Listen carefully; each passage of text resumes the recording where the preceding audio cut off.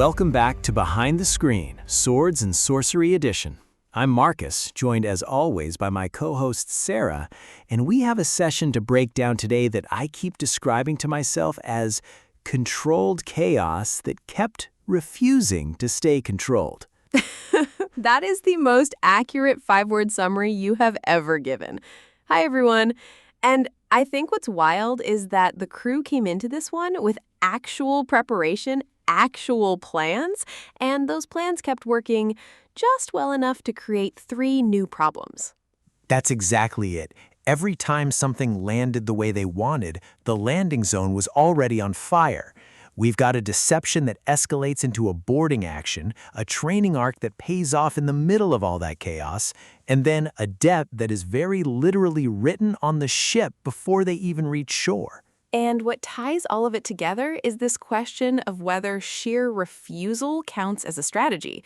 Because this party cannot be convinced to let a problem stay solved the easy way. They will always make sure it stays solved, and that instinct keeps costing them. The DM opened on a crew trying to get ahead of a disaster they could already see coming, and that is exactly where this group does its best work. Let's get into it. The second Maddie's crew boards the ship, the party stops playing defense and starts running a con. Right, because Kagoon has been disguised as Beatrice this whole time. He put out the lantern looking like her. He drew the Cambion in looking like her. And then the Cambion actually grabs him and flies into the air with him, which from the Cambion's perspective is a complete success. Objective achieved.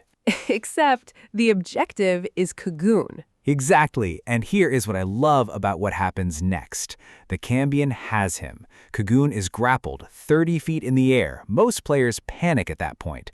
Kagoon uses Misty Step to teleport out of the grapple and lands directly behind Maddie. And his line is, "Surprise, bitch! You sure you got the right one?" Which is genuinely funny. But what I want to pull apart is the DM's counter. The DM looks at him and goes, "Beatrice can't Misty Step." And that could have killed the bit entirely. It should have. That is the DM correctly noting that the disguise has a logical limit.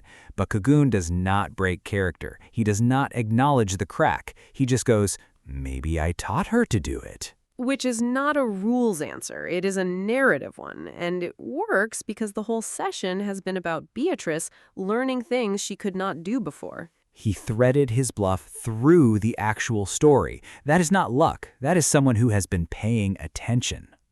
Meanwhile, Chib Chib is somewhere on that ship and nobody knows where. Nobody, because Kagoon made her greater invisible at the start of the fight, and she has been treating it like a professional license ever since. The thing about greater invisibility compared to regular invisibility is that it does not drop when you attack. So Chib Chib gets full sneak attack on every single hit, and enemies can't even locate her to retaliate. It's not a trick she uses once, it's a condition she maintains for the entire fight. And she is methodical about it. She is moving, repositioning, waiting for the right target. When the Cambion is grounded and prone, she walks up and unloads. The critical sneak attack.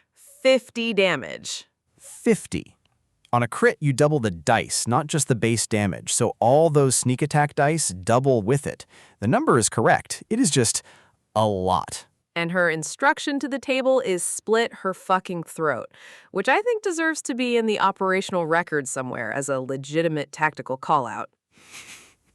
It is specific. She is communicating intent and target locations simultaneously. But then Maddie's blood opens a portal. And that is the moment where a lot of tables would just let the scene end.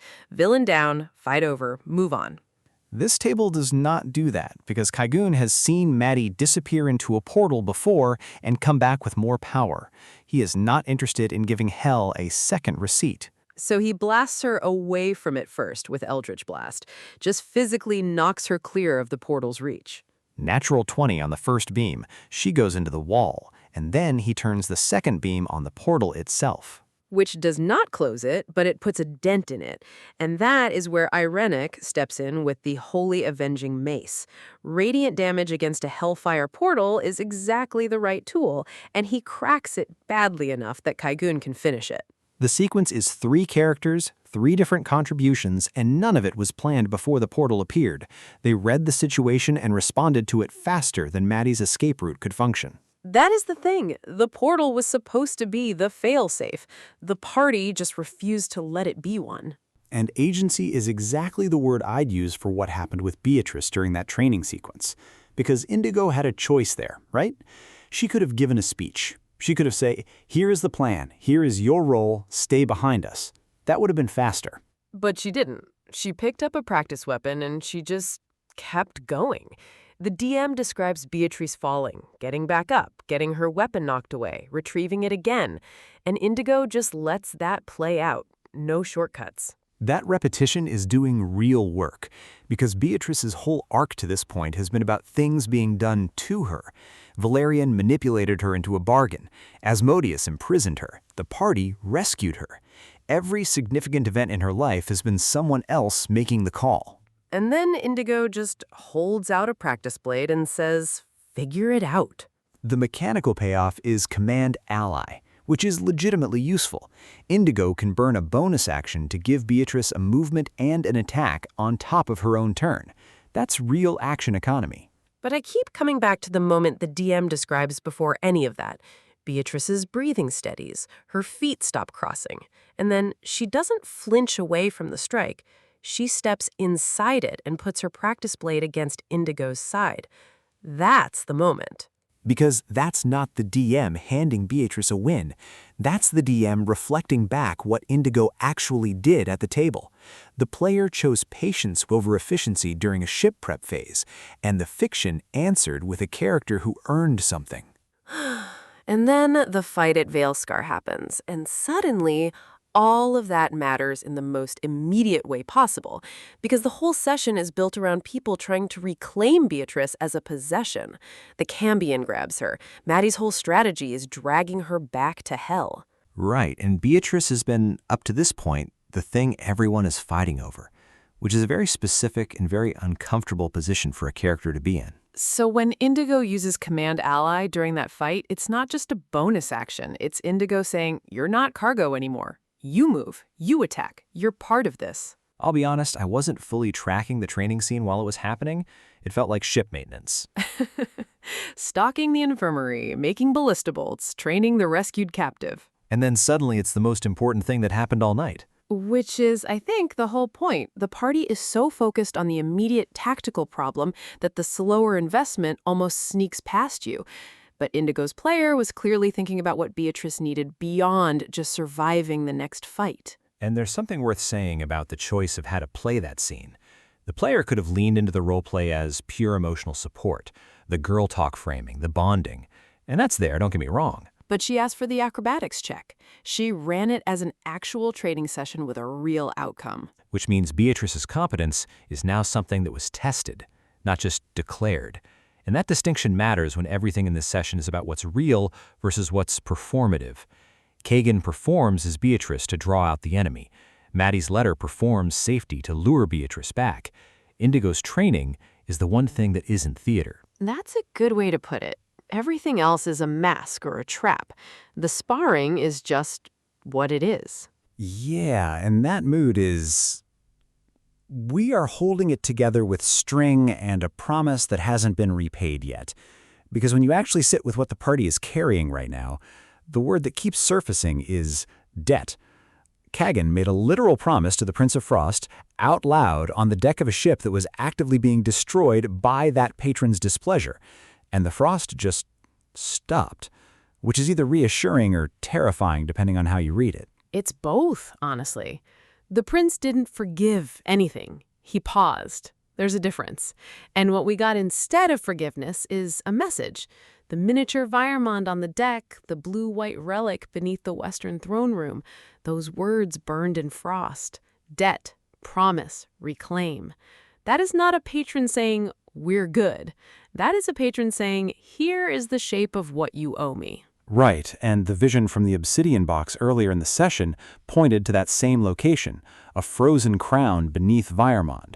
So now you have the phylactery and the patron dead potentially pointing at the same buried site, which I don't know if that's a coincidence or if the DM is building a very deliberate funnel.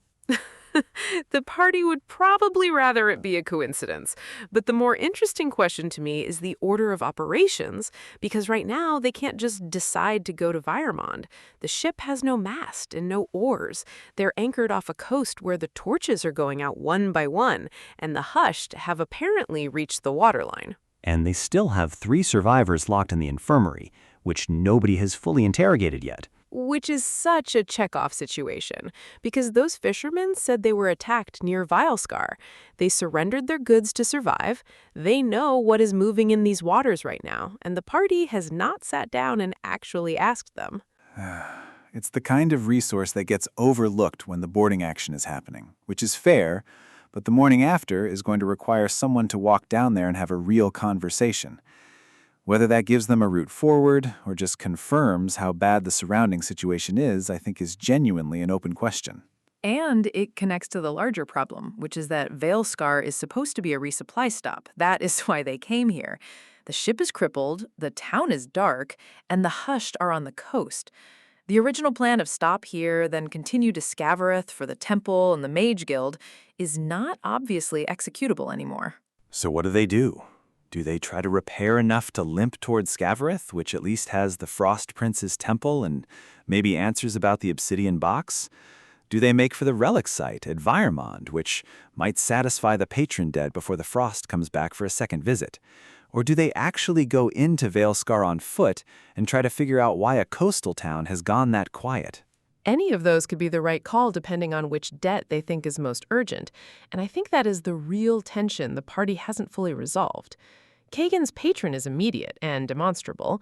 The phylactery is dangerous to carry, but at least contained in the owl's custody for now. The hushed threat is ambient but worsening by the day. And Maddie, or whatever hell sends next, because here's the thing.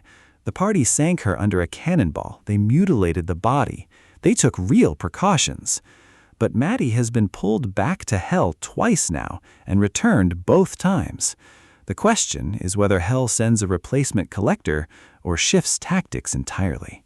That is what I keep thinking about, because the Black Parchment ultimatum was framed as an offer: protection, status, safe passage through every circle. The party rejected it completely, and now Asmodeus and whoever's running Maddie's end of things know that Beatrice is being actively defended, that the group is not going to be separated from her by persuasion. Which might change the approach from retrieve Beatrice to something slower. Pressure on the ship's repairs, information cut off, slowly making the route to Scavareth more dangerous until the party has nowhere else to go. Or it escalates. I don't think we can assume hell calibrates to what's convenient. It might just send something worse and see what breaks. Yeah. That cannonball at the bottom of whatever harbor they're anchored in, I'd feel better about it if I hadn't watched this particular problem resurface too already. Yeah, the party did everything right with that body. They were thorough, and I still heard the unease in the room when the eye was still twitching. Some threats just make you do the math again, no matter what you've already done. And that image really does stick with you. A crippled ship, a silent coast, and a crew that is technically alive but surrounded by everything that wants to change that. What gets me is how much of this session was about the party refusing to let problems outlast them. The decoy works, the portal gets closed, Maddie goes into the ocean under a cannonball. Every time something threatens to become a recurring nightmare, someone reaches for a solution that makes it stop. Right, and it is not just efficiency, it is almost a philosophy at this point. Indigo does not just protect Beatrice. She puts something in Beatrice's hands and teaches her how to use it. Kagan does not just avoid the Cambion's grip, he turns the escape into a taunt. There is a consistent refusal to leave the other person helpless. Every action this session was also about the next action. Which makes the shore at the end feel so deliberate. Because now they have a crippled ship and the hushed or visible from the deck, and suddenly the thing the party is good at, solve it, secure it, move on, that rhythm is broken. They cannot sail away. The question of whether they can find the relic under Viormd, fix the ship, and manage whatever is happening in that quiet city before Kagan's patron decides the debt is overdue, that is a lot of pressure hitting the same pressure point. What I keep coming back to is Beatrice, because the session ends with her alive, trained, armed with a dagger, and on a ship that cannot leave. She's been given every reason to trust this party and exactly zero reassurance that trust will keep her safe. So, does she stay steady when the next infernal knock arrives? Does she crack? Does she surprise everyone? I honestly do not know, and that's what I'm most looking forward to. Well, that's all the time we have for today's analysis. Thanks so much for joining us on Behind the Screen, Swords and Sorcery Edition. And remember, if someone sends you a mysterious letter promising protection, status, and safe passage, but asks you to quietly disable the boat first, that is not an opportunity, that is a strongly worded relocation notice. Until next time.